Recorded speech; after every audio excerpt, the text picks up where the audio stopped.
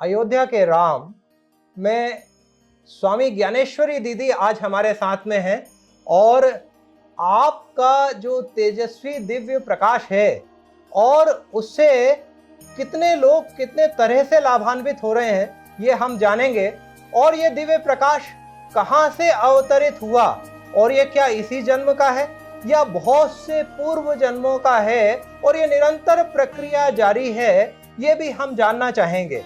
बहुत सी ऐसी बातें हैं जो कि गुप्त रहती हैं, जो गुरु परंपरा से शिष्य को ही प्राप्त होती है, उनका हमें केवल संकेत मिलेगा। और जैसे जैसे हम स्वामी ज्ञानेश्वरी दीदी से आगे भी चर्चा करते रहेंगे तो हमें वो दिव्य प्राप्तियां अवश्य उपलब्ध होंगी, ये हमारा परम विश्वास है। एक युवक चंद्रबली के जीवन में कैसे परिवर्तन आता है और क्या ये अनायास हुआ या ये पूर्व नियोजित था? और पूर्व नियोजित क्यों? ये तो पूर्व से तय ही था, क्योंकि ये उन युवक को निश्चित रूप से उस मार्ग में आगे जाना था जो पूरी मानव जाति को श्रेष्ठता की ओर ले जाने के लिए प्रतिबद्ध रहा है, पूर्व में, अभी है और भविष्य में रहेगा।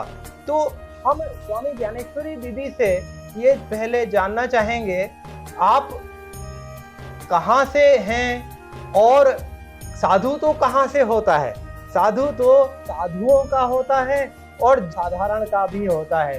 तो साध्वी ज्ञानेश्वरी दीदी से आज हम सबसे पहले जानना चाहेंगे कि ये युवक चंद्रबली कौन थे, या थे तो कहना ही नहीं चाहिए, कौन हैं जिन्होंने इतना दिव्य प्रकाश पूरे विश्व ब्रह्मांड में व्याप्त किया है और रहेगा। चंद्रमौली भगवान की कृपा से और चंद्रवली जी जिनके बारे में आप जानना चाह रहे हैं, वो हमारे गुरुदेव ब्रह्मर्षि विश्वात्मा बावरा जी महाराज, जो अब सशरीर तो नहीं है परंतु सूक्ष्म रूप में वो हमारे साथ हमेशा रहेंगे, ऐसा मेरा विश्वास है। परमाराध्य गुरुदेव बनारस के पास ज्ञानपुर के एक छोटे से गांव कांवल में उनका जन्म हुआ था। और कांवल गांव एक बहुत छोटा सा ऐसा गांव था वो जिसमें विकास नाम की कोई चीज़ नहीं थी। बहुत छोटे से बहुत गरीब परिवार में उनका जन्म हुआ और बहुत बड़ी, मैं सोचती हूँ कि विडंबना रही कि उस बालक के जन्म से पूर्व उनकी माता की दृष्टि चली गई थी। अच्छा। और जन्म के कुछ माह पश्चात जब तक वो माँ को देखने और समझने लायक होते तो उनकी माँ की मृत्यु हो गई। और देखिए कितनी बड़ी विडंबना है कि जिस महापुरुष ने पूरे विश्व में अपने ज्ञान का, वैदिक सनातन धर्म के विज्ञान का इतना प्रकाश फैलाया, इतनी चेतना से पूरे विश्व को आलोकित किया, ना तो उनकी माँ ने उनको देखा और ना ही माँ के बेटे ने माँ को देखा। दोनों ने एक दूसरे के दर्शन नहीं किए, क्योंकि जब गुरुदेव 9 माह के थे तब उनकी माँ की मृत्यु हो गई और जन्म से पूर्व माँ की दृष्टि चली गई थी। तो उनको उनकी बुआ ने पाला और बुआ ही उनको अपने पास रखती थी, खिलाना पिलाना, लाड करना। और 6 वर्ष की आयु में उनको चिकन पॉक्स हुआ और उस पूरी बीमारी में, क्योंकि उन दिनों उतनी सुविधाएं नहीं होती थी, तो उस रोग की अवस्था में उनकी स्मृति चली गई। बुआ स्कूल भेजती थी तो स्कूल नहीं जाना चाहते थे, पढ़ने नहीं जाऊंगा, गैया चराऊंगा, बस यही उनकी रट रहती थी। और गांव में घूमते थे, हनुमान जी के मंदिर के आसपास रहना उनको बहुत अच्छा लगता था। और 6 वर्ष की आयु में जो स्मृति गई तो 11 वर्ष की आयु में पुनः उनको पूरी स्मृतियाँ लौट आई। और जब स्मृतियाँ 11 वर्ष की आयु में उनकी लौट कर आई, तब तक बुआ ने स्कूल भेजा लेकिन पढ़ना नहीं चाहते थे और बुआ 2 रुपए देके उनको पास करवा देती थी। और उसके बाद उन्होंने 5वीं तक किसी तरह स्कूल गए, लेकिन उसके बाद स्कूल जाना छोड़ दिया। हनुमान जी के पद गाना, हनुमान जी के मंदिर में बैठना, हनुमान चालीसा का पाठ करना, यही उनको अच्छा लगता था। और उसके बाद वो गुरु जी के जो बड़े भाई जी थे सूर्यवली भट्ट जी, वो कलकत्ता में रहते थे। तो कलकत्ता में उनका दूध का वो व्यापार करते थे, तो पिताजी ने वहाँ भेज दिया और पहलवानी करने का शौक था और वहीं उनके साथ रहकर कलकत्ता में पहलवानी करने लगे। अखाड़े में कुश्ती लड़ना उनका सबसे प्रिय शौक था, क्योंकि दूध का व्यापार था तो दूध खूब पीना, हृष्ट पुष्ट शरीर बनाना, ऊंचा लंबा शरीर और अखाड़े में जाके कुश्ती करना उनका सबसे प्रिय हॉबी कह ले।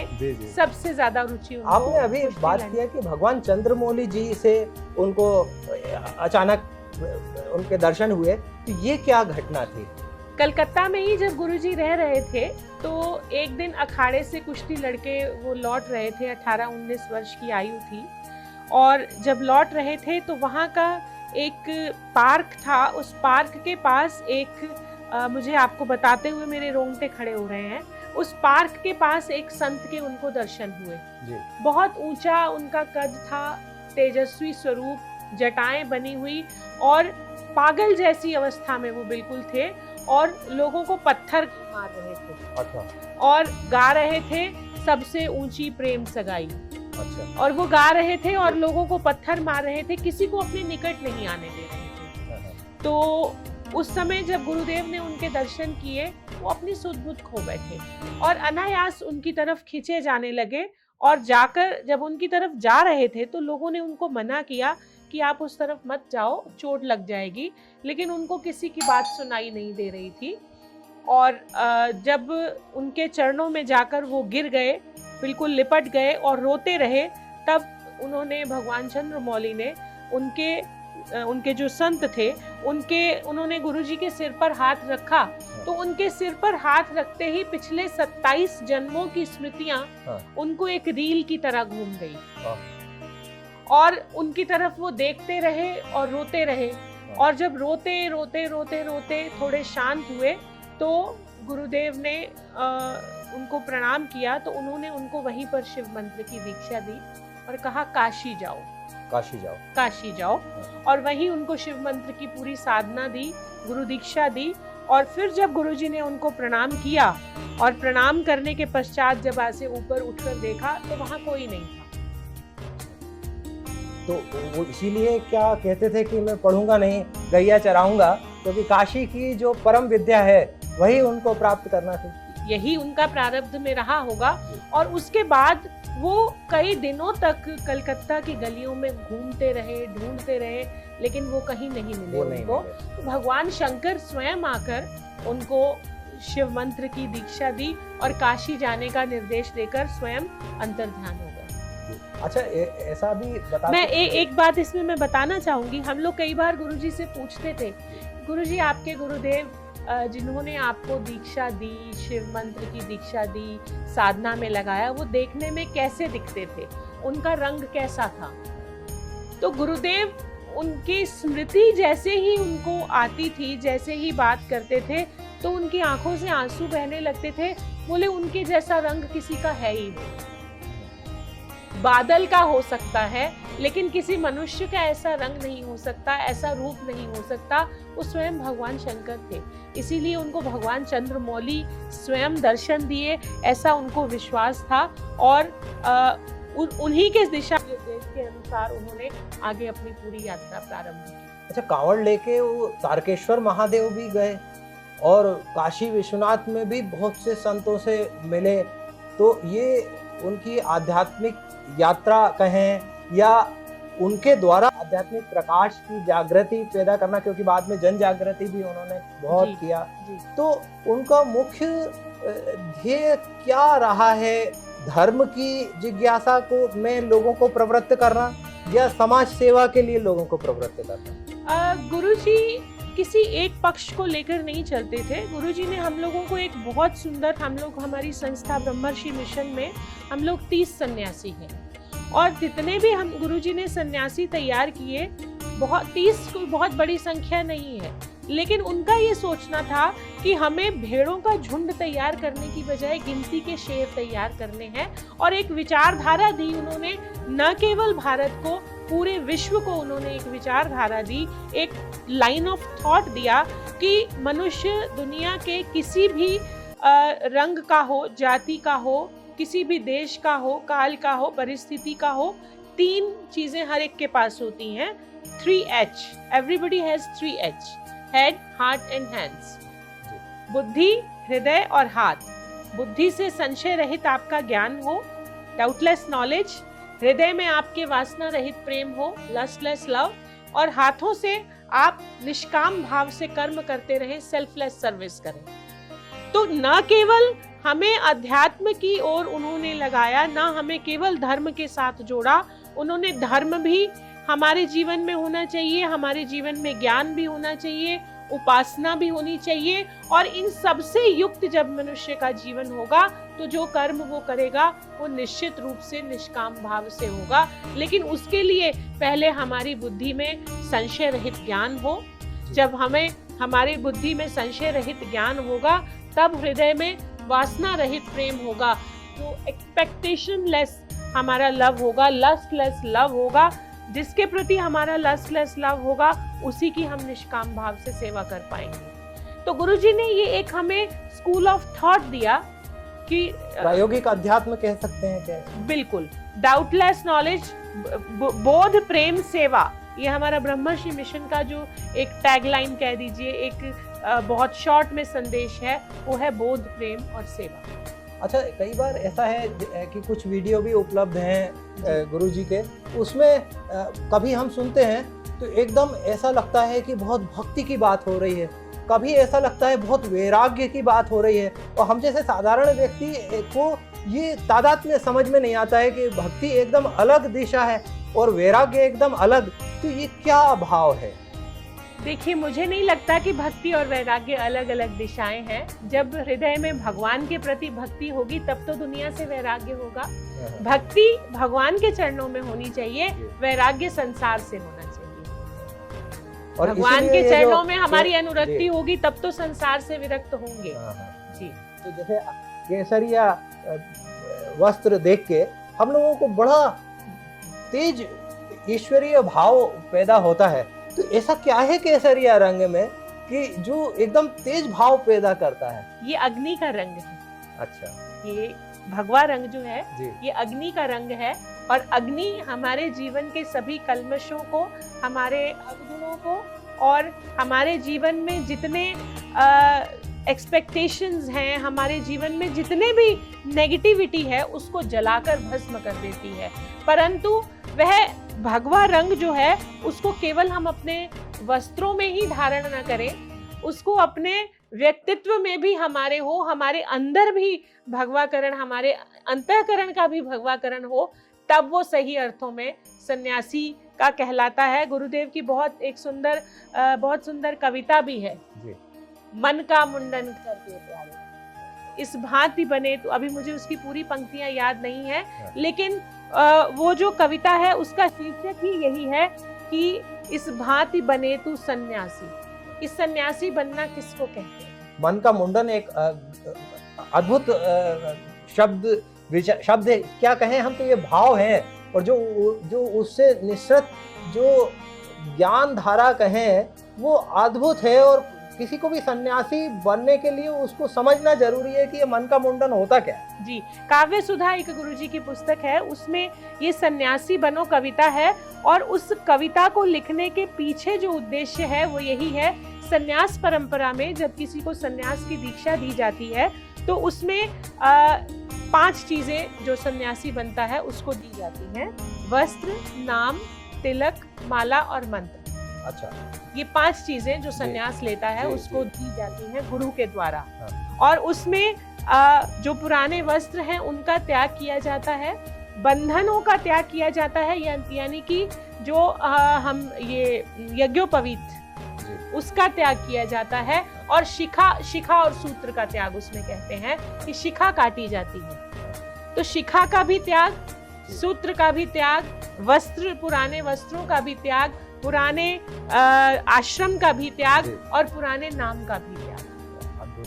और ये भी हमको जानने में आया है कि तुलसी साहित्य के बारे में इतनी तेज ललक गुरुजी में उत्पन्न हुई, और वो अयोध्या में हनुमानगढ़ी में काफी रहे, तो वो क्या घटना रही? उस समय गुरुजी जब काशी में साधना करने के पश्चात अयोध्या की तरफ गए तो वहाँ उनको अब उस समय काशी में तो उन्होंने अपनी अध्यात्म की साधना की, लेकिन अब उनको अध्ययन भी करना था, क्योंकि उनके गुरुदेव द्वारा उनको निरंतर निर्देश मिलते थे कि अब तुम अध्ययन कर कर समाज को भी दिशा दिखाओ।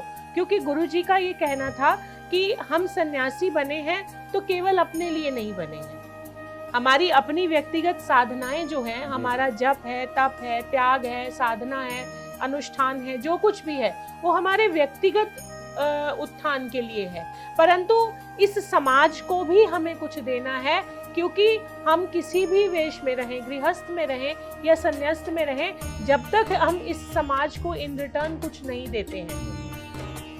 कोई भी व्यक्ति किसी भी पद पर पहुंचता है तो वो केवल अपने परिश्रम के परिणाम के कारण वो उस स्थान पर नहीं पहुंचता है। एक स्टूडेंट है तो वो अगर कोई डिग्री करने के लिए निकला है तो बच्चेपन से लेकर वर्तमान तक हमने आज तक जो भी भोजन किया है, वो भोजन किसान के खेत में जब उसने बीज का रोपण किया होगा तब से लेकर प्रोसेस होते होते हमारी थाली तक पहुंचने में वो कितने लाखों लोगों का सहयोग उस भोजन के हमारी थाली तक पहुंचने में है। जिन वस्त्रों को हमने पहना है, जिन पुस्तकों को हमने पढ़ा है, जिन बिल्डिंग्स में हम लोग स्कूल गए हैं, कॉलेज गए हैं, जिन गाड़ियों का हमने उपयोग किया है, जिस मोबाइल को हम यूज कर रहे हैं उसमें चिपसेट कहीं से आता है, बॉडी पार्ट्स कहीं से आते हैं, तो हमारे पूरे व्यक्तित्व के निर्माण में इस पूरे समाज का एक एक व्यक्ति रिस्पॉन्सिबल है।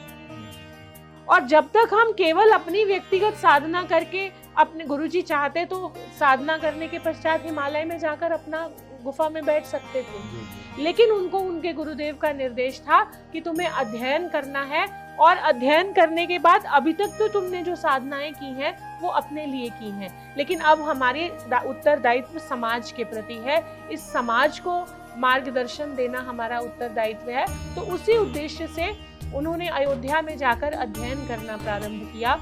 उस समय किसी को जानते नहीं थे, बस हनुमान जी से उनकी प्रीति थी, तो हनुमान जी में के सामने हनुमान गढ़ी में प्रतिदिन श्री रामचरितमानस का अखंड पाठ एक आसन में बैठकर वो करते थे। खड़े खड़े हनुमान जी को पूरी रामायण सुनाते थे दिन भर में, हर रोज। एक बहुत रोचक प्रसंग है कि उनके जो गुरुजी थे जिनसे उन्होंने रामायण का अध्ययन किया, तो गुरुजी ने कहा कि जो व्यक्ति रामचरितमानस का 108 बार पाठ कर लेता है उसको भगवान दर्शन अवश्य देते। अच्छा। तो अब उन्होंने रामचरितमानस का मास पारायण पाठ करना प्रारंभ किया। तो कुछ दिन किया तो लगा कि 108 रामायण करने में तो सालों लग जाएंगे, तो उन्होंने नवान पारायण पाठ करना शुरू कर दिया।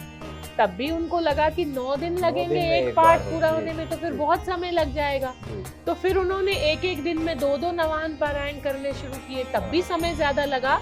तो उन्होंने हर रोज पूरी अखंड रामायण करना शुरू कर दिया। इसमें तो बहुत समय लगता होगा। दिन भर पाठ करते थे। अच्छा।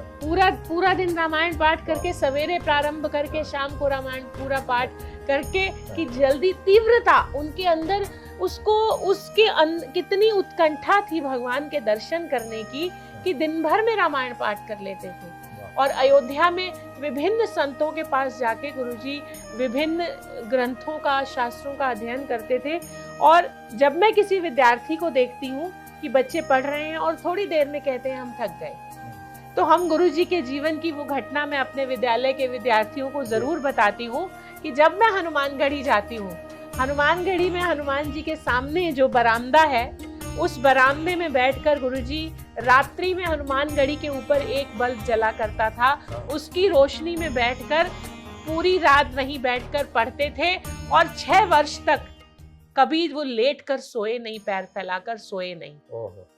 इतना गहन अध्ययन उन्होंने शास्त्रों का किया। वो रात में 2:30 बजे उठ जाते थे, सरयू स्नान करने जाते थे, और गुरुदेव की सेवा करने के पश्चात, ठाकुर जी की सेवा करने के पश्चात वो प्रसाद का भोग बनाना, सब कुछ करना, फिर अलग अलग आचार्यों के पास अलग अलग शास्त्रों का अध्ययन करने के लिए जाना। दिन भर जगह जगह संतों के पास, बूढ़े रामायणी जी के पास उन्होंने रामचरितमानस का पूरा अध्ययन किया, तुलसी साहित्य का पूरा अध्ययन किया। विनय पत्रिका पूरी कंठस्थ थी। और एक समय ऐसा आया कि उनको रामचरितमानस वर्णा नाम अर्थ संज्ञा नाम से लेके देहंती नो मानवा तक कंठस्थ हो गई, और वो देहंती नो मानवा से लेकर वर्णा नाम अर्थ संज्ञा नाम तक बिल्कुल विपरीत पाठ भी कर लेते थे। अच्छा जी, ये अद्भुत है, अद्भुत, ऐसा तो हमने सुना नहीं। वो विपरीत पाठ भी कर लेते थे। अच्छा। और दिन भर सभी संतों के पास अध्ययन मतलब करने रामायण की चौपाइयाँ दोहे सब दिखते थे। ऐसा तो कई बार होता था। वो उनकी समाधि प्रज्ञा का परिणाम था कि वो कहते थे कि मैं एक बार जो पुस्तक पढ़ लेता हूँ मुझे दोबारा देखने की आवश्यकता नहीं होती। और हमने इसको साक्षात देखा है कई बार। मैं पहले वो बात पूरी कर लूं कि दिन भर अलग अलग संतों के पास वो अध्ययन करने के पश्चात शाम को लौट कर आते और एक टाइम भोजन करते थे, जो सवेरे गुरुदेव को भोजन कराने के बाद खाया, और शाम को लौट कर आते थे तो हनुमानगढ़ी में मिठाई चढ़ती थी खूब। बस उसी मिठाई और दूध के साथ रात में लिया और फिर पढ़ने बैठ जाते थे, और 6 वर्ष तक बिल्कुल पैर फैलाकर सोए नहीं। हनुमान जी के उनको दर्शन कब हुए? हनुमान जी के दर्शन तो ऐसे प्रत्यक्ष वो कभी नहीं बताते थे, परंतु हनुमान जी के दर्शन तो मुझे लगता है कि हनुमान जी उनके साथ ही साथ चलते रहते थे, साथ ही साथ चलते थे। और ये जो याद करने वाली बात है, हम लोग जब चंडीगढ़ में मैं थी तो हमारे पास कई बार, मैं चंडीगढ़ में अध्ययन कर रही थी कॉलेज में, यूनिवर्सिटी में, पंजाब यूनिवर्सिटी में, और गुरुदेव पिंजौर आश्रम में रहते थे, तो मैं वीकेंड्स पर पिंजौर आश्रम जाती थी। कई बार यूनिवर्सिटी के संस्कृत विभाग से, दर्शन शास्त्र विभाग से फोन आता था हमारे पास कि दीदी ये मंत्र हमें, ये श्लोक हमें मिल नहीं रहा है, हमें नहीं समझ में नहीं आ रहा है कि ये कहाँ का है, तो आप गुरुजी से पूछ कर बताइए। अच्छा। तो हम गुरुजी को फोन करते थे, गुरुजी की दर्शन विभाग से ये फोन आया है कि ये श्लोक कहाँ पर है, तो वो बोलते थे तुरंत तुम महाभारत का भीष्म पर्व निकालो, उसके इतने अध्याय में इतने नंबर पृष्ठ पर होगा। अद्भुत दृष्टि। और ये समाधि प्रज्ञा का परिणाम था।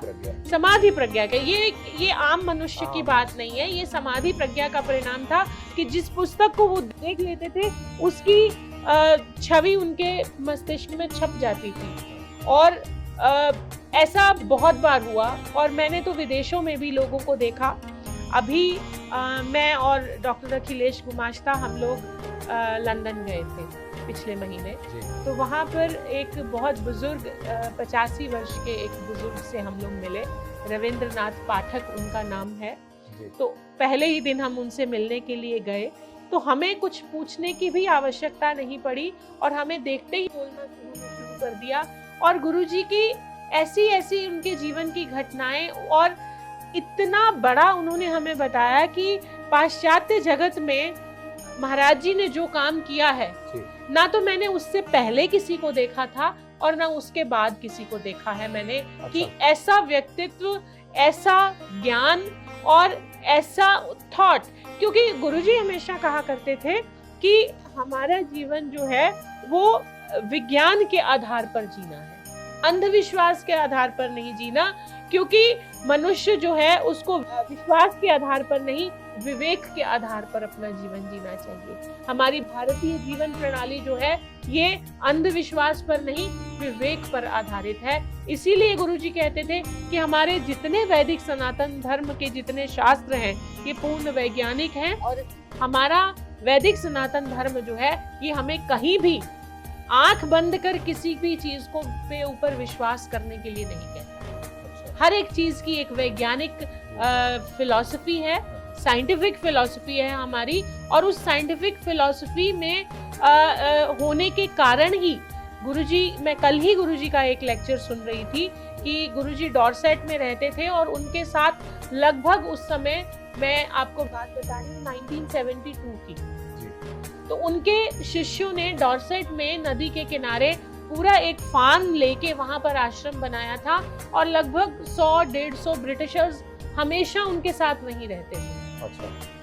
और जो पूरी तरह से सात्विक जीवन को फॉलो करते थे, वेजिटेरियनिज्म को फॉलो करते थे, और हमारी साइंटिफिक फिलॉसफी को पढ़ने के लिए आतुर रहते थे।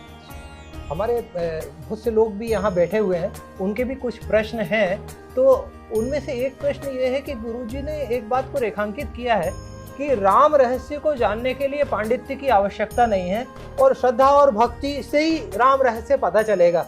इसका अर्थ क्या है वो पूछना चाह रहे हैं, तो आप उनको बताएं और हमको भी बताएंगे। सही में राम रहस्य को जानने के लिए किसी पांडित्य की आवश्यकता नहीं है। राम को जानना है तो मैं समझती हूँ कि इस जगत को जान ले, क्योंकि राम का अर्थ ही है रमन्ति इति रामः। जो इस पूरे जगत में रमण कर रहा है वह राम है। राम कौन है? जो रमण करने वाला है। यदि हम श्रद्धा के साथ भगवान के श्री चरणों से अपने आप को जोड़ लेंगे तो हम, हनुमान जी को भी उन्होंने यही कहा है कि हनुमान जी ने से उन्होंने क्या कहा कि मैं सेवक सचराचर रूप स्वामी भगवंत, सो अनन्य जाके असी मति न टरई हनुमंत, मैं सेवक सचराचर रूप स्वामी भगवंत। हे हनुमान, जिसकी ऐसी अनन्य मति है, सो अनन्य जाके असी मति न टरई हनुमंत, वह मेरा अनन्य भक्त है, जिसकी बुद्धि में से एक क्षण के लिए भी ये सिद्धांत, ये बात हटती नहीं है क्या कि मैं सेवक सचराचर रूप स्वामी भगवंत। ये चराचर जगत जो है ये मेरे प्रभु का स्वरूप है, उनका शरीर है, मैं और उसका सेवक हूँ। और मेरे अपने जीवन का अनुभव है कि जब हम इस पूरे चराचर जगत में जितने जीव हैं, जितने प्राणी हैं, उनको अपने प्रभु का स्वरूप मानकर उनकी सेवा में अपने आप को लगा लेते हैं तो भगवान हमें अपने आप प्राप्त हो जाएंगे। हमें केवल आस्था रखने की आवश्यकता है, हमें केवल उनके ईश्वर अपने गुरुदेव की बात पर विश्वास रखने की आवश्यकता है। ये तो भगवान के स्वयं के श्रीमुख से निकला हुआ वाक्य है कि मैं सेवक सचराचर रूप स्वामी भगवंत। ऐसी जिसकी आस्था होगी, ऐसी जिसकी श्रद्धा होगी, ऐसा जिसका विश्वास होगा, उसको राम स्वयं प्राप्त हो जाते हैं। उसको कहीं राम को ढूंढने जाने की आवश्यकता नहीं होती है। इसलिए राम शब्द का अर्थ ही है रमन्ति इति रामा। जो इस पूरे चराचर जगत में रमण कर रहा है वह राम है। तो राम को ढूंढने की आवश्यकता कहाँ रह जाती है? अच्छा गुरुजी, काशी भी गए, फिर हरिद्वार, ऋषिकेश भी, मथुरा, वृंदावन भी, और भी देश के बहुत सारे भागों में गए, तो क्या उनके लगातार भ्रमण चलता रहता था? लगातार भ्रमण भी चलता रहता था। और गुरुजी को जिन्होंने व्यक्तिगत रूप से देखा है, सुना है, समझा है, गुरुजी हर एक चीज़ के पीछे साइंटिफिक फिलॉसफी ढूंढते थे, उसके पीछे के कारण को ढूंढने का प्रयत्न करते थे। और उन्होंने पूरे देश ही नहीं, पूरे विश्व का कई बार भ्रमण किया। लोगों में जागृति लाने के लिए भी किया, धर्म के प्रति आस्था जगाने के लिए भी किया, और बहुत सारी अंध मान्यताओं को दूर करने के लिए भी किया। जैसे हम लोग सन्यासी हैं, आज तो आपको बहुत सारी महिलाएं सन्यास लेती हुई दिखाई दे जाती हैं, लेकिन जिस समय हमारे मिशन में, ब्रह्मर्षि मिशन में, महिलाओं को सन्यास देने की परंपरा गुरुदेव ने प्रारंभ की थी, उस समय ये बहुत क्रांतिकारी एक कदम था। क्योंकि हमारे यहाँ पर ये मान्यता रही है, शायद मध्यकाल में किसी बुद्धिजीवी ने लिख दिया कि स्त्री शूद्रो न धीयताम, और उस समय से ऐसा हुआ कि महिलाओं को वेद अध्ययन करने का अधिकार नहीं था। आज भी कुछ लोग ऐसे हैं जो ये सोचते हैं कि महिलाओं को वेद अध्ययन का अधिकार नहीं है, महिलाओं को हनुमान जी के मंदिर में जाने का नहीं जाना चाहिए, उनको छूना नहीं चाहिए। तो ये ऐसी बहुत सारी अंध मान्यताएं हमारे समाज में उस समय थी, जिनको गुरुजी ने बहुत क्रांतिकारी ढंग से दूर करने का प्रयत्न किया। और सबसे पहले पंजाब में हमारी ही संस्था से हमारी बड़ी दीदी ब्रह्मवादी कृष्णकांता जी महाराज, स्वामी विश्व भारती जी, स्वामी चैतन्य ज्योति जी, उन देवियों को सन्यास देकर गुरुजी ने समाज में एक क्रांति लाई कि ऐसा नहीं है कि केवल पुरुष ही सन्यास दीक्षा ग्रहण करने के अधिकारी हैं, और इस समाज को देवियां, महिलाएं जितनी अच्छी तरह से समझ सकती हैं और इस समाज में परिवर्तन लाने के लिए काम कर सकती हैं, वो पुरुषों से अधिक काम करने में सक्षम हैं। अच्छा, एक बार ये सुनने में आता है, आपको सब विस्तृत रूप से जानकारी होगी और हमारे श्रोता भी लोग सब सुनना चाहेंगे, जो यहाँ उपस्थित भी हैं बड़ी संख्या में, वो भी सुनना चाहेंगे कि एक बार चित्रकूट में वो स्फटिक शिला के पास में उनको कोई संत मिले, और मेरा ऐसा मानना है कि भगवान चंद्रमौली जी के निर्देश से वो संत मिले, या भगवान चंद्रमौली जी होंगे, जो उन्होंने कहा कि आप गोपाल सहस्त्रनाम एक पुस्तक का पाठ करो और पंचाक्षर मंत्र का जाप करो, इससे आपको शिव कृपा होगी और फिर आपको राम तत्व की प्राप्ति होगी। तो क्या ये राम तत्व का अनुभव होना ये शिव कृपा के माध्यम से होता है या सीधे भी राम तत्व का ज्ञान हो जाता है? भगवान ने तो स्वयं कहा है कि शिव द्रोही मम दास कहावा और सो नर सपने मोहि न भावा। तो राम और शिव तो एक दूसरे के इष्ट हैं और ये अलग अलग संतों ने गुरुजी को ये एक दृष्टांत है, ये उनके जीवन की एक घटना है। परंतु अगर उनके पूरे जीवन का हम अध्ययन करें तो अलग अलग समय पर अलग अलग संतों ने उनको अलग अलग साधनाओं का मार्गदर्शन किया और उन्होंने अपनी साधना की अवस्था में उन सभी संतों से मार्गदर्शन लेकर उनके अनुभवों के अनुसार अपनी साधना को ज्यों-ज्यों आगे बढ़ाते रहे। और राजस्थान में जाकर उनके जीवन की हम जब घटनाएं देखते हैं तो दक्षिण भारत से लेकर हिमाचल में चिंतपूर्णी तक, जम्मू कश्मीर वैष्णो देवी कटरा तक, हर भारत के लगभग हर प्रांत में, राजस्थान में, हरियाणा में हमें बहुत सारे ऐसे पुराने लोग मिलते हैं जो बोलते हैं कि गुरुजी हमारे घर भिक्षा मांगने आया करते थे। उस समय भिक्षावृत्ति भी करते थे। तो अलग अलग जगह पर जाकर उन्होंने अलग अलग संतों के माध्यम से सभी साधनाएं उनसे मार्गदर्शन लिया, सीखी और अपने आप को साधना की उच्चतम अवस्था में पहुंचाया। अच्छा, इसमें आपकी बात से एक दो सवाल मेरे को अचानक कौंधे कि एक तो विंध्यवासिनी देवी और चिंतपूर्णी देवी के दर्शन करके उनको बड़ी तेज उपलब्धि प्राप्त हुई थी देवी कृपा की।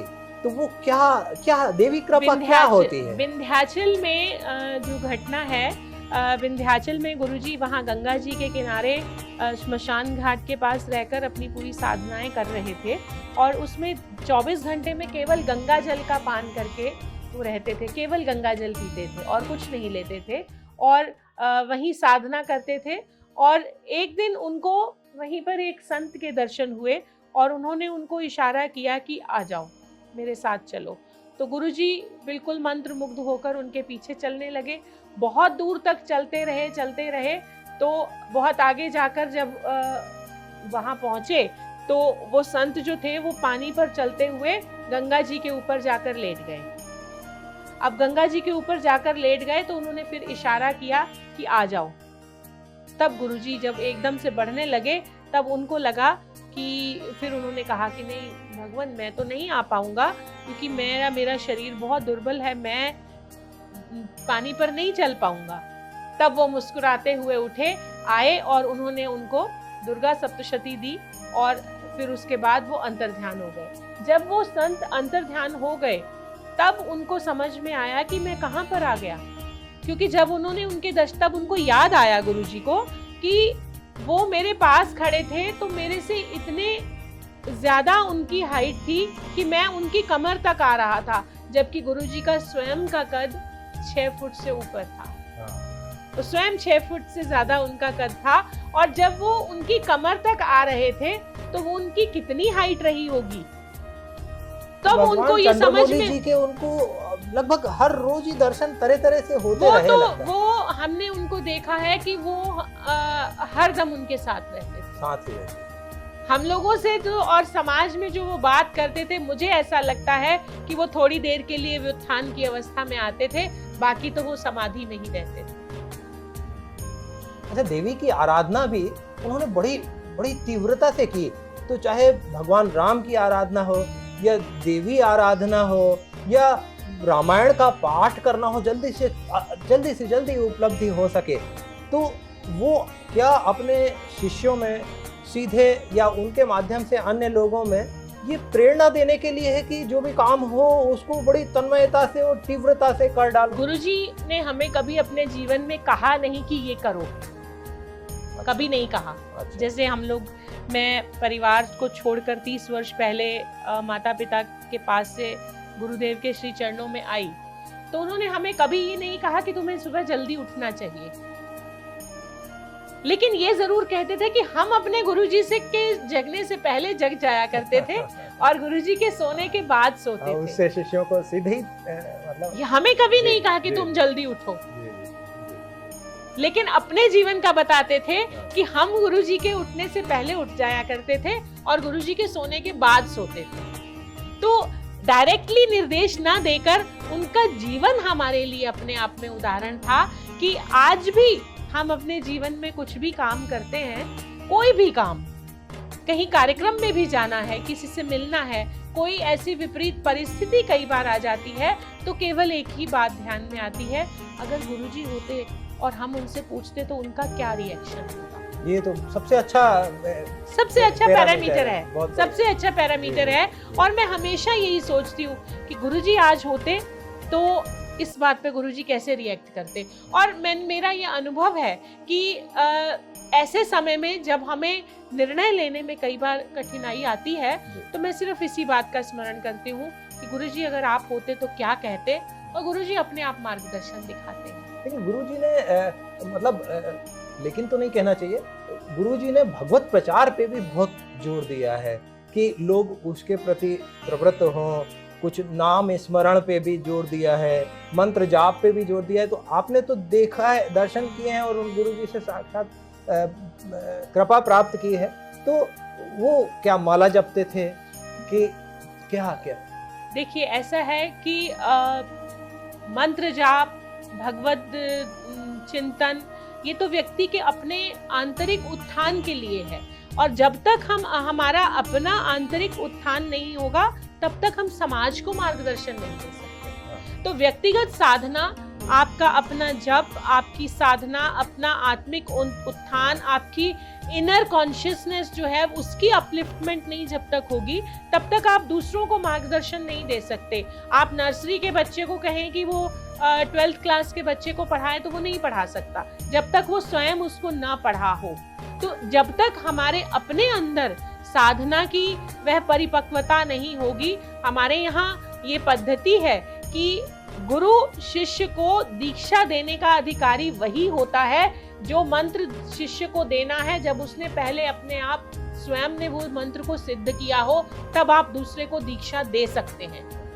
किसी भी मंत्र को सिद्ध करने के लिए हमारे यहाँ संन्यास परंपरा में जो आपके इष्ट का मंत्र है, उसका पहले आपको 4 पुरस्चरण करने पड़ते हैं। और एक पुरस्चरण का अर्थ होता है कि आपने अपने जितने अक्षर का वो मंत्र है उतने लाख उसका जब तक जाप नहीं कर लेते तब तक एक पुरस्चरण पूरा नहीं होता। और संन्यास दीक्षा लेने से पूर्व कम से कम आपके अपने इष्ट के मंत्र के जब तक आपने 4 पुरस्चरण नहीं कर लिए तब तक आप उस मंत्र को सिद्ध नहीं कर सकते। और किसी को भी दूसरे को मंत्र की दीक्षा देने के लिए आपको स्वयं को पहले उस मंत्र को सिद्ध करना पड़ता है। तो दीक्षा देने के अधिकारी भी, अब आजकल तो सिस्टम बदल गया है, आजकल तो उसको मॉडर्नाइजेशन आ गई है कि माइक पर अनाउंस हो जाता है, लेकिन हमारी जो ऋषि परंपरा रही है, ऋषि परंपरा में गुरु दीक्षा देने का अर्थ होता है कि एक इंडिविजुअल को अपने इनर कॉन्शियसनेस के अपलिफ्टमेंट के लिए तैयार करना, उसको दीक्षा देना, उस मंत्र का अर्थ समझाना और मंत्र के अर्थ के चिंतन के साथ उसका जाप कैसे करना है और अपने आप को अपने उस इष्ट तक, उसके इष्ट तत्व तक कैसे पहुंचाना है, उससे कैसे जोड़ना है, ये पूरी एक प्रक्रिया है। और उसी के लिए जो है हमारे यहाँ मंत्र साधना बताई गई है।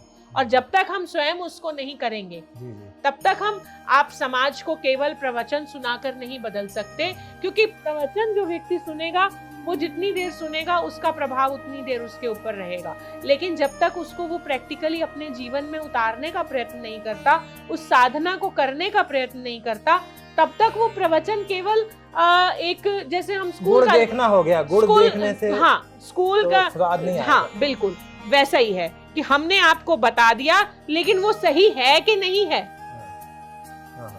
उसको एनालाइज करना तो हमारा अपना, जैसे अब हम लोग अपनी मॉडर्न एजुकेशन में भी देखते हैं कि टीचर ने थ्योरम्स बता दी, लेकिन जब तक हम उसको उस थ्योरम्स को हम सॉल्व नहीं करते हैं, उनको हम प्रैक्टिकली उन क्वेश्चंस को सॉल्व करके नहीं देखते हैं, तब तक हम उसको समझ नहीं पाते हैं। जैसे हम मैथमेटिक्स में भी कोई क्वेश्चंस हम सॉल्व करते हैं, सम सॉल्व करते हैं, तो उसमें भी let a is equal to इतना, b इज इक्वल टू इतना करते हैं। तो जो थ्योरेटिकल नॉलेज है तो वो तो उसी की तरह है, लेकिन जब तक हम उसको पूरा सॉल्व नहीं करते, और सॉल्व करने का एकमात्र जो तरीका है वो है कि जब हम व्यक्तिगत रूप से उस साधना को फॉलो करें। आपके सत्संग का जो लोग लाभ उठा रहे हैं, उन्होंने एक सवाल और पूछा है कि गुरुजी ने द्वैत भाव की भी साधना की और अद्वैत भाव की भी साधना की, और अद्वैत से द्वैत में, द्वैत से अद्वैत में उनके लिए बड़ा सहज रहा। तो जो प्रश्न आया है कि हमारे लिए क्या निर्देश है कि हम द्वैत भाव की साधना करें कि अद्वैत भाव की करें? देखिए, अद्वैत में जाना एकदम से इतना आसान नहीं है, वो कठिन है, क्योंकि आप साकार से एकदम से किसी बच्चे को बोलें कि नहीं तुम्हारी माँ यहीं है, तुम सोचो कि तुम्हारी माँ यहाँ है, तो वो बच्चा आपकी बात पे विश्वास नहीं करेगा कि सोच लो तुम्हारी माँ यहाँ पर है। बिल्कुल वैसे ही है। अद्वैत में जाना, निराकार की उपासना करना बिल्कुल उसी तरह से है कि हम कहें कि suppose your mother is here, ऐसा नहीं है। अद्वैत में तो अद्वैत जो है वो थोड़ा क्लिष्ट है, लेकिन पहले प्रारंभिक तौर पर तो हमें द्वैत में ही रहना होगा। एक हम हैं, एक हमारे इष्ट हैं। जब तक हम लोगों, हमारे यहाँ मूर्ति की पूजा और मूर्ति की साधना हमारे लिए इसीलिए बताई गई है क्योंकि सामने हमारे एक ऑब्जेक्ट है, तो उसके ऊपर हमें कंसंट्रेट करना आसान है, कंसंट्रेट करना हमारे लिए इजी रह जाता है। इसीलिए हमारे यहाँ कि भोजन बनवाओ तो पहले भगवान को भोग लगाओ। भगवान के लड्डू गोपाल को हमने घर में रखा है, उनको वहाँ विराजित किया है, उनको सवेरे से स्नान कराओ, उनका पूजन करो, उनको भोग लगाओ, उनका श्रृंगार करो। अब हमारे आजकल हम देखते हैं कि पुष्टि मार्ग में तो अष्टयाम सेवा होती है, वो इसीलिए होती है क्योंकि साधारण मनुष्य जो है उसको एकाएक अपने आप को निराकार में स्थापित करना उसके लिए संभव नहीं होता, और इसीलिए उसके लिए कोई साकार रूप सामने दिखाई देना आवश्यक है, और उसीलिए हमारे यहाँ भगवान की मूर्ति की व्यवस्था की गई।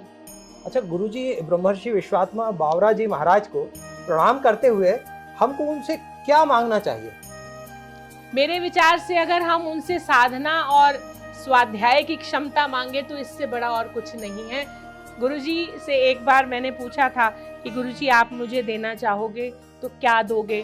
बोले देखो, एक शिष्य के लिए 3 चीजें आवश्यक होती हैं, साधन, स्वाध्याय और गुरु कृपा। 3 चीजों की आवश्यकता होती है। साधन, स्वाध्याय और गुरु कृपा। 3 चीजें, साधन, स्वाध्याय और गुरु कृपा, और उसमें से 2 तुम्हें करना है, 1 हमें करना है। तुम 2 करो, हम तीसरा अपने आप कर देंगे।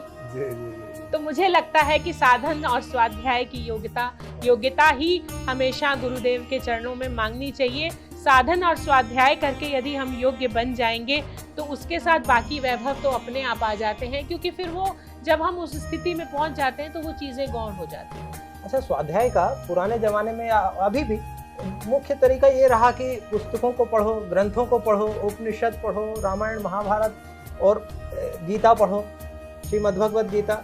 लेकिन अब आजकल मोबाइल टेक्नोलॉजी का युग है, तो इसमें हम ज्यादा सुनने में पुस्तकों को ध्यान रखते हैं। तो स्वाध्याय का अर्थ केवल पुस्तक पढ़ना नहीं होता, स्वाध्याय का अर्थ होता है स्व का अध्ययन करना। अच्छा, स्वाध्याय शब्द का अर्थ है स्व का अध्ययन करना, कि जो हमने पुस्तक में पढ़ा है उसको फिर हम अपने आप में एनालाइज करें कि जितना पढ़ा है उसको हम अपने जीवन में कितना उतार पा रहे हैं। स्वाध्याय का अर्थ ही होता है स्व का अध्ययन। अच्छा, जैसे हमने अब उसको आप पुस्तक से पढ़ें या मोबाइल से पढ़ें या ऑडियो बुक्स से पढ़ें, जैसे भी पढ़ें, लेकिन उसका उद्देश्य जो है वो अपने स्व का अध्ययन है। और स्व का अध्ययन करने के लिए सबसे पहले हमें अपने स्व को समझना होगा। स्व को समझेंगे तब तो हम उसका अध्ययन करेंगे, और उसके लिए साधना तो वहीं से शुरू होगी। अच्छा, हम गुरुजी के दर्शन कर रहे हैं, गुरुजी ने भी तिलक लगाया हुआ है बड़ा व्यवस्थित तरीके से, वैसे ही आपने भी तिलक लगाया है बड़ी व्यवस्थित तरीके से। तो ये तिलक लगाने का महत्व क्या है? तिलक लगाने का महत्व होता है कि हमारे यहाँ पर आज्ञा चक्र होता है। जी हमारे शरीर में 8 चक्र होते हैं। जी। हम पढ़ते भी हैं शास्त्रों में कि अष्टचक्रा नवद्वारा देवानाम पुरयोध्या। हाँ। हमारा शरीर जो है ये 8 चक्रों और 9 दरवाजों वाली देवताओं की नगरी अयोध्या है। और यहाँ पर जहाँ हम तिलक लगाते हैं ये आज्ञा चक्र है, और यहाँ पर हम तिलक लगाकर अपने अंदर की उस अग्नि का ये प्रतीक है। और हमारे यहाँ संत समाज में जितने अलग अलग संप्रदाय हैं, सभी संप्रदायों का अपना अपना एक तिलक भी होता है, जिससे हम चले जाएं तो हमें बताने की आवश्यकता नहीं है कि हम किस संप्रदाय को बिलोंग करते हैं। एक सवाल और आया है जिसमें वो पूछ रहे हैं कि गुरुजी ने कहीं कहा है कि राधा शक्ति और कृष्ण शक्ति और कृष्ण और राधा का महारास जो है वो सब दूर हो रहा है, सब प्राणियों में हो रहा है, और ये सदैव प्रकाशित है और इसी से सब पूरी ऊर्जा है। इसका क्या अर्थ है, आप हमको इसका अर्थ ये है कि कृष्ण शब्द, जैसे मैंने पहले बताया कि रमन्ति इति रामः, इसी प्रकार से कृष्ण शब्द का अर्थ होता है कर्षयति इति कृष्णः। अच्छा। जो शक्ति आकर्षित करने वाली शक्ति है वह कृष्ण है।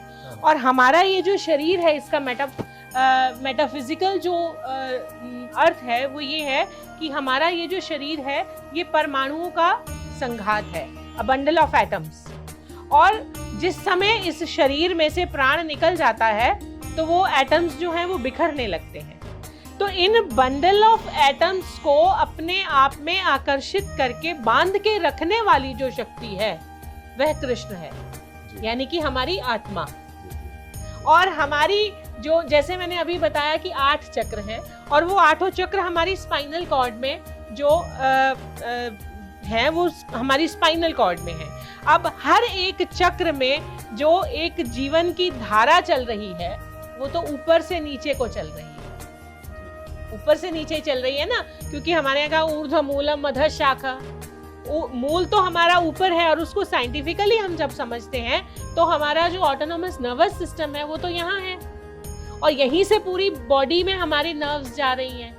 तो मतलब हमारी बॉडी का कंट्रोल सिस्टम जो है वो यहाँ पर है। आप तो साइंस वाले हैं, डॉक्टर हैं, तो हमारी बॉडी का जो पूरा कंट्रोल है वो तो यहाँ पर है।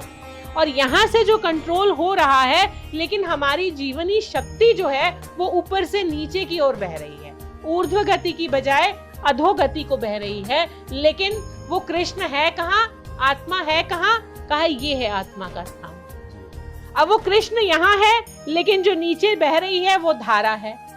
अब वो धारा शक्ति जो नीचे बह रही है, उस धारा शक्ति को जब हम उलट देंगे तो धारा को उलटने से क्या बनता है, राधा। तो वो धारा शक्ति जो अधोगति की तरफ बह रही है, इसको स्पष्ट किया, धारा को उलट दो, राधा बन। धारा को जब हम मूलाधार से चक्रों में ध्यान करते करते अपनी जीवनी शक्ति को, अपनी चेतना शक्ति को मूलाधार से क्रमशः उठाते हुए एक एक चक्र में ध्यान करते हुए हम जब ऊपर की तरफ ब्रह्म चक्र में ले जाते हैं तो राधा शक्ति जो है वो कृष्ण शक्ति से मिल जाती है। और उसका अच्छा, ऐसा भी कहा जाता है, हमने कहीं सुना था, तो आपसे क्या है बिल्कुल स्पष्ट हो जाएगा हम सबको, और आप ये इस वार्ता के माध्यम से हजारों लाखों लोगों को स्पष्ट हो जाएगा कि ये कहीं सुना था कि राधा जी की प्रसन्नता के बिना, उनकी कृपा के बिना आप श्री कृष्ण के दर्शन नहीं कर सकते। तो ये क्या बात है? जब तक आप अपनी चेतना शक्ति को कंट्रोल नहीं करते तब तक कृष्ण तक कहाँ पहुँच सकते हैं। अच्छा, तो उसको कैसे कंट्रोल किया जाए? कैसे? साधना के द्वारा, बीज मंत्र के द्वारा, बीज मंत्र के द्वारा।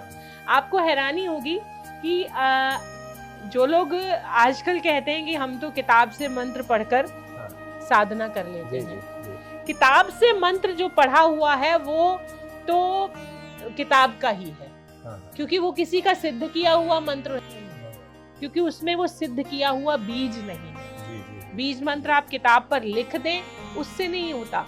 लेकिन हमारे यहाँ एक आम बोलचाल की गांव की भाषा में एक शब्द है, उसको बहुत लोग आजकल बहुत ध्यान से, हम लोगों ने उस पर चिंतन नहीं किया कभी। निगोड़ा शब्द, निगोड़ा शब्द गांव की भाषा में बोलते हैं। निगोड़ा शब्द जो है वो किसका अपभ्रंश है मालूम है आपको? निगुरा। अच्छा, निगुरा, जिसका कोई गुरु नहीं है, जो निगुरा है, निगुरा से ही निगोरा बना। आपने बड़ी अच्छी चीज बताई कि किताब पे, कागज पे छपा हुआ बीज से बरगद का वृक्ष नहीं बन सकता। नहीं बन सकता। हाँ? नहीं बन वो सकता। तो बीज ही चाहिए, वास्तविक बीज ही चाहिए। वाह, अद्भुत है। और और बीज मंत्र पे हम आपसे और भी बहुत सारी चर्चा करेंगे। अभी तो हम आपसे थोड़ी सब बातें इतनी ज्यादा जान लेना चाहते हैं, क्योंकि आप चीजों को इतनी स्पष्टता से बताती हैं, अद्भुत है। तो एक बात और हम जानना चाहेंगे, क्योंकि उसके बारे में भी प्रश्न आया है सामने से, कि वो ये जानना चाहते हैं कि ब्रह्मर्षि विश्वात्मा बावरा जी महाराज ने सत्संग की क्या महिमा बताई है। सत्संग की अपने आप में महिमा अपार है। और सत्संग का शब्द का अर्थ केवल इतना नहीं होता कि हम कहीं बैठे हैं और कथा कीर्तन सुन रहे हैं, कहानी सुन रहे हैं या प्रवचन सुन रहे हैं। सत्संग शब्द का अर्थ होता है सद्गुणों का संग।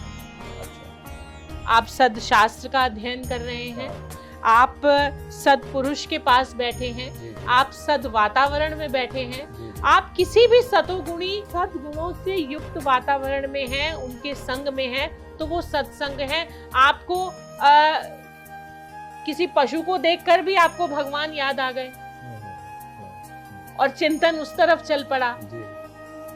आवश्यकता केवल हमें डाइवर्ट करने की है। जो आपको सात्विकता की तरफ डाइवर्ट कर दे, वो सत्संग है। अच्छा, हम देखते हैं और हमारे दर्शक भी देख रहे होंगे, हमारे चेहरे पे वो प्रसन्नता का भाव, जो स्थायी भाव है, वो दिखेगा नहीं आपको, लेकिन दीदी के चेहरे पे हमेशा एकदम अच्छी उच्च प्रसन्नता का भाव है। ये क्या आपकी साधना से ही होगा, लेकिन ये मुझे नहीं पता साधना से है, लेकिन हाँ, गुरु कृपा जरूर है। गुरु कृपा, गुरु कृपा। और उसमें प्रसन्न आप सदैव मग्न रहते हैं। गुरुजी ने कहा था कि 2 तुम्हें करने हैं, 1 मुझे करना है। हाँ। तो मैं जो गुरुजी ने 1 करना है उस पर ज्यादा विश्वास रखती हूँ। हाँ। कि मैं किसी भी रास्ते पर चलूं, कैसे भी चलूं, गिरूंगी तब भी वो संभाल लेंगे। मेरे जीवन का हर एक वो काम जो सफल होता हुआ दिखता है, तो मुझे लगता है इसमें गुरु कृपा है, तभी ये सफल हो रहा है। अगर गुरु कृपा नहीं होती, गुरुजी की प्रसन्नता नहीं होती, तो ये सफल नहीं होता। अब कृपा के बारे में, गुरुजी की अहेतुकी कृपा होती है या हेतुकी कृपा होती है? मुझे लगता है अहेतुकी ही होती है, क्योंकि मुझे तो नहीं लगता कि मेरे में ऐसी कोई योग्यता थी कि मेरे ऊपर मेरी किसी योग्यता के कारण गुरुजी की कृपा होती हो। जी। अहेतुकी ही है। अब आज की जो चर्चा है, उसमें एक अंतिम प्रश्न जो हमारे श्रोता लोग सामने हैं, उन्होंने ये जानना चाहा है कि आप सरल भाषा में सबको हृदयंगम हो सके और उसको वो पालन कर सके, इसमें ऐसा कुछ बताइए, जितने भी बिंदु आप बताना चाहें, कि गुरुजी ने ऐसी क्या क्या खास बातें बताई हैं जिसको हम सामान्य जन अपने जीवन में उतार के अपने को धन्य कर सकते हैं। मुझे लगता है कि की पॉइंट्स तो वही हैं जो सबसे मैंने शुरुआत में बताया था, कि doubtless knowledge, lustless love and selfless service. ये हमारे पूरे ब्रह्मर्षि मिशन का और पूरी दुनिया को गुरुदेव का दिया हुआ एक ध्येय वाक्य है कि हमारे जीवन में संशय रहित ज्ञान हो, वासना रहित प्रेम हो और निष्काम भाव से कर्म यदि हम करते हैं, तो हमारा जीवन जो है वो स्वतः ही भक्ति का स्वरूप बन जाता है। वाह, बहुत अद्भुत है। और हम चाहेंगे कि आप के आशीर्वचन हम बार बार सुनते रहें, मनन करते रहें, चिंतन करते रहें, और गुरुजी की चर्चा करना या गुरुजी द्वारा कही गई बातों की चर्चा करना, ये तो अनंत कथा है, अकथ कथा है। अकथ कथा का और आप थोड़ा विस्तार कर दीजिए कि अकथ कथा क्यों कहा गया है? अकथ कहानी, अकथ कहानी गुरुजी की जो जीवनी है, उस पुस्तक का नाम है अकथ कहानी, क्योंकि उसमें बहुत सारी ऐसी घटनाएं हैं गुरुदेव के जीवन की, जो प्रथम बार ही मैं समझती हूँ कि वो समाज के सामने आई हैं। गुरुजी का स्वभाव था कि वो अपने जीवन में सिद्धियों से भरपूर जीवन था गुरुजी का, लेकिन उन्होंने कभी भी उन सिद्धियों को समाज के सामने उनका बखान करने का प्रयत्न कभी नहीं किया। उन्होंने अपनी सिद्धियों को हमेशा अपने तक सीमित रखा और केवल वही उनका उपयोग किया जहां समाज के उत्थान के लिए, समाज के विकास के लिए और समाज के को अच्छी दिशा में ले जाने के लिए, किसी के कल्याण के लिए उनकी आवश्यकता थी। अपनी प्रसिद्धि के लिए उन्होंने कभी सिद्धियों का बखान नहीं किया था। लेकिन दुनिया भर में गुरुजी के जो शिष्य हैं, लाखों लोग ऐसे हैं जिनके बारे में गुरुदेव के शरीर शांत होने के बाद वो उन सिद्धियों के बारे में, उनके जीवन की घटनाओं के बारे में डिटेल में जान सकें, समझ सकें और उनका चिंतन करते हुए उनसे प्रेरणा ले सकें। इसी उद्देश्य के साथ हमारे गुरुदेव की ही एक शिष्या है, हमारी गुरु बहन स्वामी भक्तिमणि जी, उन्होंने ये पुस्तक लिखी, ये ग्रंथ लिखा जिसका नाम है अकथ कहानी। अच्छा, हमारे बात को पूरा करने के पहले बात से बात इतनी उत्सुकता, इतनी उत्कंठा जागृत होती है कि एक प्रश्न और पूछे बिना लोभ संवरण नहीं हो पा रहा कि जैसे आप लंदन जाती हैं या कहीं विदेश में भी जाती हैं, तो वहाँ पे ब्रह्मर्षि बावरा जी मिशन में क्या लोगों का भक्ति, प्रेम और समर्पण भाव है, और ये जो तीनों बातें हैं उनको किस तरह से क्रियान्वित किया जा रहा है? विदेशों में, इंग्लैंड में, अमेरिका में, हॉलैंड में, कनाडा में, सूरीनाम, ट्रिनिडाद, इन सभी जगह पर गुरुदेव द्वारा हमारे मिशन का काम प्रारंभ हुए 50 वर्ष हो चुके हैं। 1972 में प्रथम बार गुरुदेव लंदन गए थे और वहाँ से फिर अलग अलग देशों में गए। उस समय जितने लोग नॉन वेजिटेरियंस थे उनमें एक बहुत बड़ा बदलाव गुरुदेव के वहाँ जाने के कारण आया और वेजिटेरियनिज्म को गुरुजी ने वहाँ एस्टेब्लिश किया। ये अलग बात है कि भारत में उसके बिल्कुल विपरीत होता हुआ हमें दिखता है, लेकिन विदेशों में सबसे बड़ा जो चेंज गुरुदेव के वहाँ जाने से आया था वो वेजिटेरियनिज्म का था। और उस समय वहाँ कोई मंदिर नहीं होते थे और कुछ आश्रम नहीं होते थे। 1972 में पहली बार गुरुदेव ने वहाँ पर रामायण का पाठ सामूहिक रूप से करवाना शुरू किया और वहाँ के लोगों में योग के शिक्षक गुरुजी ने ऐसे ऐसे वहाँ तैयार किए कि आज हॉलैंड में, इंग्लैंड में, हॉलैंड में रॉन वैन डर पोस्ट है, इंग्लैंड में मैल्कम हैरिसन है, अमेरिका में विलियम है और मार्गो हैं। बहुत सारे ऐसे विदेशी जो मूल के लोग हैं, उन्होंने गुरुजी से योग पढ़ा और फिलॉसफी पढ़ी और उस फिलॉसफी को न केवल वो लोग अपने जीवन में उन्होंने उतारा, बल्कि आज और आगे हजारों लोगों को वो योग सिखा रहे हैं और वो फिलॉसफी पढ़ा रहे हैं। और जो भारतीय मूल के वहाँ पर लोग हैं उनके लिए वहाँ पर उन्होंने आश्रमों की स्थापना की और उनके घरों में हमारी वैदिक पद्धति से पूजा पाठ हो, रामायण पाठ हो, गीता का पाठ हो, हवन हो, यज्ञ हो, पूरे त्योहार उसी पद्धति से मनाए जाएं, उसके लिए वहाँ आश्रमों की व्यवस्था की और वहाँ हमारे बीच के सन्यासी वहाँ पर रहते हैं और उस अपने भारतीय संस्कृति को, भारतीय कल्चर को वहाँ पर वो लोग प्रमोट करते हैं। और साथ साथ हिंदूइज्म की क्लासेस वहाँ पर चलती हैं, हिंदी की क्लासेस चलती हैं, कल्चर की क्लासेस चलती हैं, योग की वहाँ पर क्लासेस चलती हैं। तो अपनी भारतीय संस्कृति और धर्म और वैज्ञानिक विचारधारा को, क्योंकि वहाँ के जो बच्चे हैं उनको उनमें और भारत के बच्चों में अभी थोड़ा अंतर है। हालांकि नई पीढ़ी को भी, हमारे भारत में भी नई पीढ़ी को उसी ढंग से पढ़ाने की आवश्यकता है, लेकिन वहाँ के जो मूल में, वहाँ जाकर भारतीय परिवारों के भी बच्चे जो वहाँ जिनका जन्म हुआ है, वो लोग विवाह की पद्धति को भी अगर देखते हैं तो उसको भी, उसका साइंटिफिक एक्सप्लेनेशन वो चाहते हैं।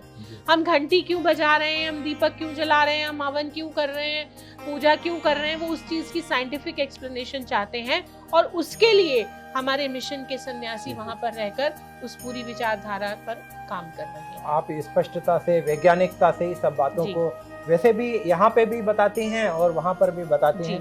बड़ी अद्भुत बात है। और स्वामी ज्ञानेश्वरी दीदी से हमारी चर्चा निरंतर आगामी वीडियो में जारी रहेंगी, इनको निरंतर देखते रहें। हम जबलपुर जाकर भी स्वामी ज्ञानेश्वरी दीदी का जो प्रकल्प है उनमें क्या सेवा कार्य चल रहे हैं इनको भी हम जानेंगे, समझेंगे और एक और वीडियो में, एक क्या अनेक वीडियो में हम स्वामी ज्ञानेश्वरी दीदी के बारे में भी जानेंगे कि उनकी आध्यात्मिक यात्रा कैसे प्रारंभ हुई और कैसे हम पहुँचे। और आपके सवालों का भी हमको इंतज़ार रहेगा जिसको आप हमें भेज सकते हैं, बता सकते हैं और उससे हम आगामी इंटरव्यू को भी आयोजित करने में उन सवालों को व्यवस्थित रूप से समाहित करके उसका स्पष्ट समाधान स्वामी ज्ञानेश्वरी दीदी से प्राप्त कर सकेंगे, जो स्वयं नहीं बोलती हैं।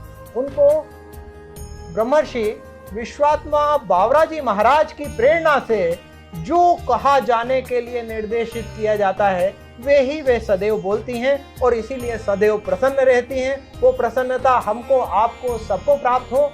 स्वामी ज्ञानेश्वरी दीदी को भी प्रणाम है और जो उनके और हमारे और आपके सबके गुरु हैं ब्रह्मर्षि विश्वात्मा बावरा जी महाराज, उनको भी प्रणाम है। सादर प्रणाम। जय श्री राम। हरि ओम तत्सत। जय श्री राम।